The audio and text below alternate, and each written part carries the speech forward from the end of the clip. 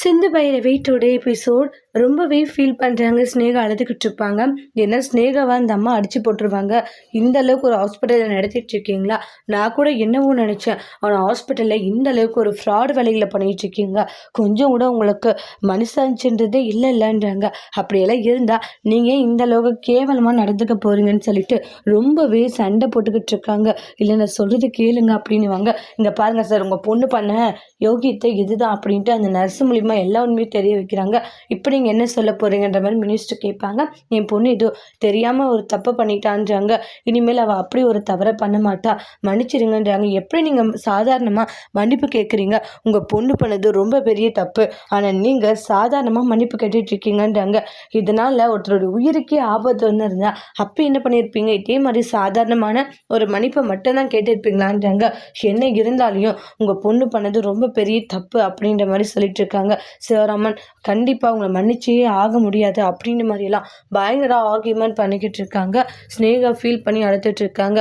உங்கள் ஹாஸ்பிட்டலோட பேரை கெட்டு போய் நான் நினச்சா கூட இப்போவே சீல் வச்சு ஹாஸ்பிட்டலில் இழுத்த முடியும் சார். அப்படி மட்டும் பண்ணாதீங்க. இங்கே பாருங்கள், இதுவே ஃபஸ்ட் அண்ட் லாஸ்ட்டாக இருக்கணுன்றாங்க.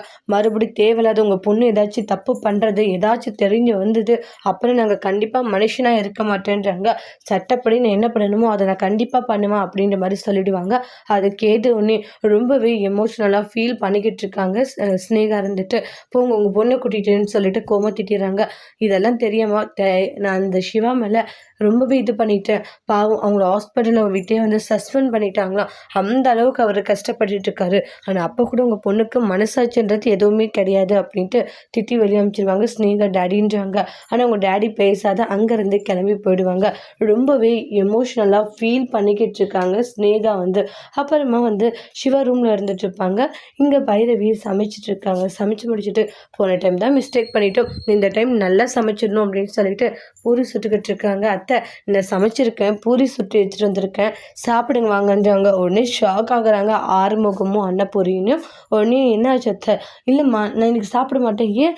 இல்லை இன்னைக்கு நான் விரதம். என்ன விரதம்? இன்னைக்கு அமாவாசை இல்லை அதான்றாங்க. ஆறுமுகம் ஆமாம்மா அமாவாசையில் நானும் சாப்பிட மாட்டேன்றாங்க. காயத்ரி அமாவாசையில் ஏன்னா புது பழக்கம் சாப்பிட மாட்டேன்றீங்க, நீங்கள் எப்போவுமே அமாவாசை நாளில் சாப்பிட்டுருக்கீங்க தானே, அது நீங்கள் இப்போ மட்டும் சாப்பிட மாட்டேன்னு சொல்கிறேங்க. ஐயோ இவ வேறு நேரம் தெரியாது பண்ணுறாளே அப்படின்ற மாதிரி ரொம்ப குழம்பி போயிருக்காங்க. என்னாச்சு? அது அப்படி தான் அப்படின்ற மாதிரி சொல்கிறாங்க. இந்த மாதத்துலேருந்து ஸ்டார்ட் பண்ணியிருக்கோன்றாங்க. அத்தை அப்போ சாப்பிட மாட்டிங்களா? இல்லைம்மா எனக்கு வேண்டாமேன்றாங்க. காயத்ரி நான் சாப்பிட்றேன்னு வாங்க. உடனே யாரும் கை பிடிச்சி சாப்பிட்றீங்க ஐயோ அப்படின்றாங்க. உடனே அன்னபூரணி சரிம்மா காயத்ரி நீ சாப்பிடுன்றாங்க. சாப்பிட்டாதான் அதுக்கப்புறம் பைரவியோட சமையல் எப்படி இருக்குன்னு காயத்ரிக்கும் தெரியும் அப்படின்ற மாதிரி அன்னபூரணி நினைக்கிறாங்க. போன டைம் நம்ம சமைச்சதுனால இப்போ அதை பார்த்து வேணான்றாங்களோ அப்படின்ற மாதிரி பைரவியுமே திங்க் பண்ணிக்கிட்டு இருக்காங்க. அப்புறமா வந்து மினிஸ்டர் உள்ளே வராங்க. உடனே சிந்து வாங்க ஐயா உள்ள அப்படின்வாங்க. அத்தை இது மாதிரி மினிஸ்டர் வந்திருக்காங்க அன்னபூரணி சொல்லவும் அவங்களும் போகிறாங்க. போய் டாக்டரை கூட்டிகிட்டு வரேன்றாங்க. டாக்டர் கீழே வா. எதுக்கு சிந்து? உன்னை பார்க்க மினிஸ்டர் வந்திருக்காங்க வா அப்படின்னு கையை பிடிச்சி இழுத்துட்டு வராங்க. அதுக்கப்புறம் உட்காருங்க சிவா. இருக்கட்டும் சார்ன்றாங்க. இப்போ உடம்புக்கு எப்படி இருக்காங்க? ஓகே சார் அப்படின்றாங்க. சாரி சிவா, உண்மை என்னன்னு தெரியாமல் நாங்கள் நிறையவே இது பண்ணிட்டோம். இருக்கட்டும் பரவாயில்ல சார், தெரியாது தானே எல்லா விஷயங்களும் பண்ணுங்கன்றாங்க.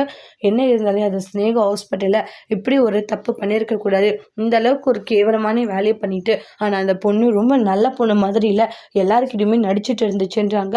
நான் கூட அந்த பொண்ணை என்னவோ நினச்சேன், ஆனால் பண்ணுற எல்லா விஷயங்களையும் பண்ணிட்டு அந்த அளவுக்கு இருந்துச்சு பண்ணுறாங்க. இப்போ தான் எனக்கு எல்லா உண்மையுமே தெரிய வந்ததுன்றாங்க. உன் மனைவி சிந்து வந்து அந்த ஸ்டாப்பை வந்து கூட்டிகிட்டு வந்தாங்க. அவங்கள கூட்டிகிட்டு வந்து உண்மையை சொன்ன பிறகு தான் எனக்கே பாதி உண்மைகளை புரிய வந்தது அப்படின்னு சொல்கிறாங்க. அப்போ சிந்துவை பார்க்குறாங்க. எனக்காக சிந்து இவ்வளோ பாடுபடுறாளே அப்படின்ற மாதிரி சிவா நினச்சி ரொம்பவே பெருமைப்பட்டுக்கிட்டு இருக்காங்க. இங்கே பாருப்பா, இப்படி ஒரு மனைவி எல்லாம் கிடைக்க கொடுத்து வச்சிருக்கணும். அது சிந்து மாதிரியான ஒரு மனைவி. ஏன்னா புருஷனுக்கு ஒன்றுனோடனே அவள் அந்த அளவுக்கு பதறி போகிறா, பாடுபடுறா. ஆனால் இப்படி ஒரு மனைவியை நான் பார்த்தது இல்லைன்றாங்க. ஆனால் இனிமேலும் வந்து நீ இப்படி கஷ்டப்படக்கூடாதுப்பா. மெடிக்கல் கவுன்சிலிங்கில் நான் பேசியிருக்கேன். சீக்கிரமாக வந்து உன்னை சஸ்பெண்ட் பண்ணதுனால மறுபடியும் உன்னை வேலையை ஏற்றுப்பாங்கப்பா எல்லாம் சொல்லியிருக்கேன். சரி ஓகே சார்ன்றாங்க. எங்கள் பக்கம் மிஸ்டேக் நடந்துடுச்சு, மன்னிச்சிருப்பா. இல்லை இருக்கட்டும் சார்ன்றாங்க. அப்புறம் மினிஸ்டருடைய ஒய்ஃபு அவங்களுடைய பையன் எல்லோரும் மன்னிப்பு கேட்குறாங்க. என்ன இருந்தாலுமே உங்களுக்கு நாங்கள் ரொம்ப பெரிய கஷ்டத்தை கொடுத்துருக்கோம். அது எந்த அளவுக்கு உங்களுக்கு வலி வேதனையாக இருக்குன்றது எங்களுக்கு நல்லாவே புரியுது அப்படின்றாங்க. சரி சார் இருக்கட்டும். நீங்கள்லாம் தெரியாது தானே எடுத்துக்கிறீங்க. சரி நாங்கள் போயிட்டு வரோம் சிவான்றாங்க. சரிம்மா நாங்கள் போயிட்டு வரோன்ட்டு கிளம்பி போகிறாங்க. சிவா பாத்தியா மினிஸ்ட்ரே வந்து உங்ககிட்ட பேசிட்டு போகிற அளவுக்கு இருக்கு. இங்கே பார் அந்த ஸ்னேகா ரொம்ப ரொம்ப மோசமான ஒருத்தி. அவகிட்ட பேச்சுவார்த்தையை நீ வச்சுக்காதன்றாங்க. எந்த அளவுக்கு கேவலமாக யோசிக்கிறா பாத்தியான்றாங்க. கொஞ்சம் கூட மனசாட்சியே இல்லாமல் இந்த அளவுக்கு இருந்திருக்கா சிவா. நீ எந்த காரணத்தை கொண்டும் நீ அவகிட்ட பேசவே கூடாதுன்றாங்க. அவளை ஒட்டு மொத்தமாக நீ வெறுத்துறது தான் உனக்கு நல்லது அப்படின்ற மாதிரியெல்லாம் சொல்கிறாங்க. இங்கே பாரு சிவா நான் சொன்னது உனக்கு புரிய நினைக்கிறேன் பெரியம்மான்றாங்க. இந்த நேரத்தில் சிந்து மட்டும் உனக்கு உதவி பண்ணாது இருந்தா உன்னுடைய நிலைமை என்னவா இருந்திருக்கும் நீ நினச்சி பாருன்றாங்க. அதுக்கு தான் பல முறை சொல்கிறேன் நீ கொஞ்சம் யோசிச்சு முடிவேன்னு சொல்லிட்டு மகா நீ கூட வந்து அந்த ஸ்னேகா ரொம்ப நல்லவன் சொல்லிட்டு ஆடிட்டு இருக்க இல்லையா. இப்போ அந்த ஸ்னேகாவோட உண்மையான முகம் உனக்கு தெரிய வந்திருக்கோன்றாங்க. இங்கே பார் நீ நினைக்கிற மாதிரி அந்த ஸ்னேகா நல்லவளே இல்லை. அதனால் அவகிட்ட இருந்து எல்லாரும் தள்ளி இருக்கிறது தான் நல்லதுன்ட்டு நான் நினச்சிட்டு இருக்கேன்றாங்க. ஒவ்வொரு முறையும் சிவாவும் நம்பி நம்பி அந்த அளவுக்கு ஏமாந்து போகிறான். இனிமேலும் சிவா கஷ்டப்படக்கூடாது. இனி யாருமே ஸ்னேகா கிட்ட பேசவும் கூடாது அப்படின்ற மாதிரி ரொம்ப ஸ்ட்ரிக்டாக சொல்லிட்டு அங்கேருந்து கிளம்பி போகிறாங்க. உடனே சிவாவும் ரூமுக்கு போயிடுவாங்க. அம்மா என்னமா நடக்குது? அப்போ அவ்வளோதானம்மா இனிமேல் வந்து ஸ்னேகாவும் சிவாவும் ஒன்று சேர மாட்டாங்களா? அப்போ ஸ்னேகா உனக்கு கொடுத்த அந்த டைமண்ட் நெக்லஸை வாங்கிப்பாளா? ஹேண்டி ஏதோ தெரியாத அவள் ஒரு தப்பு பண்ணிட்டா அதுக்காக அவள் தெரிஞ்சே பண்ணான்றது ஆயிடுமா என்னன்றாங்க.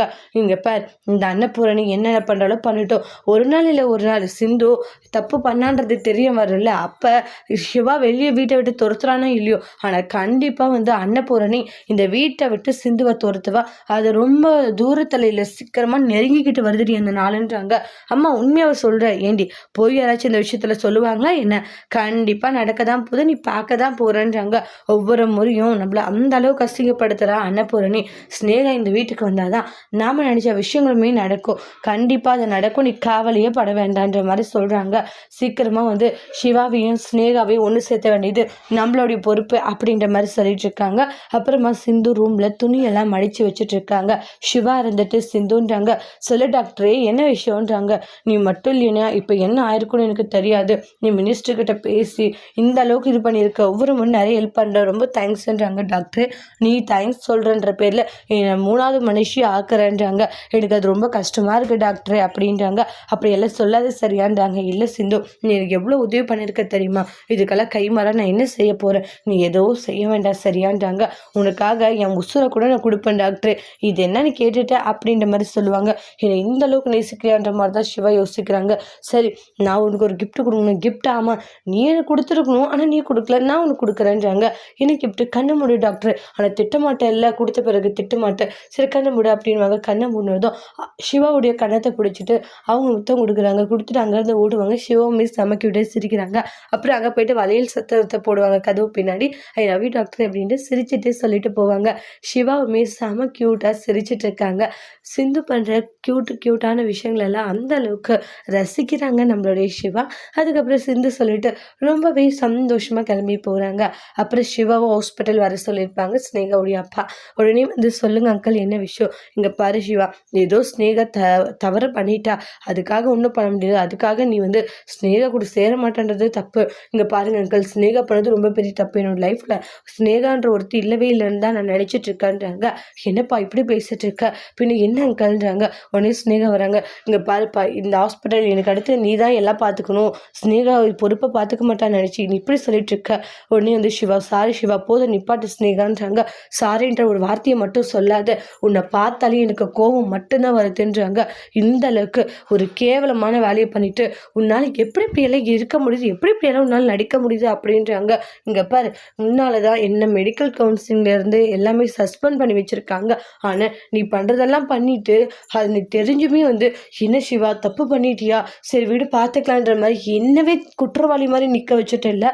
இதை விட அசிங்கம் வேறு எதுவும் இல்லைன்றாங்க. சாரி சிவா போது நிப்பாட்டு ஸ்னேகான்றாங்க. இன்னும் ஒரு வார்த்தை கூட வாயாலும் எதுவும் பேசாத. நீ பேசினாலும் சரி நான் உன்னை பார்த்தாலுமே சரி எனக்கு கோபம் மட்டும்தான் அதிகமாகுதுன்றாங்க. ஏன்னா அப்படி ஒரு நம்பிக்கை துரோகி பண்ணியிருக்கேன்றாங்க. இங்கே பாரு சிவா இங்கே பார் பழைய சிவா இப்போ நான் இல்லை சரியான்றாங்க. நீ என்னதான் நான் உன்கிட்ட பேசணும் டைம் ஸ்பெண்ட் பண்ணணும்னு நினச்சாலையும் கண்டிப்பாக நான் வர போகிறதில்ல. ஏன்னா பழைய சிவா என்றைக்கும் வந்து செத்துட்டான்னு நினச்சிக்கோன்றாங்க. இனி நீ பழைய சிவாவை பார்க்கவே முடியாதுன்றாங்க. என்னோட லைஃப்பில் இனி ஸ்னேகான்றவங்களும் இல்லை. இப்படி ஒருத்தியவை நம்ம காதலிச்சோ நேசிச்சோம் அப்படின்னு நினைக்க நினைக்கும் போது அருவெருப்பாக இருக்குது அப்படின்ட்டு ஸ்னேகாவை அவாய்ட் பண்ணிட்டு போகிறாங்க. ஸ்னேகா அதனால ஃபீல் பண்ணி அழுதுட்ருக்காங்க. அதோட இந்த எபிசோட் முடிச்சிருக்காங்க. இனி வரக்கூடிய எபிசோடில் என்ன மாதிரி ஒரு டோஸ்ட் வர போகுதுன்னு வெயிட் பண்ணி பார்க்கலாம். தேங்க்யூ.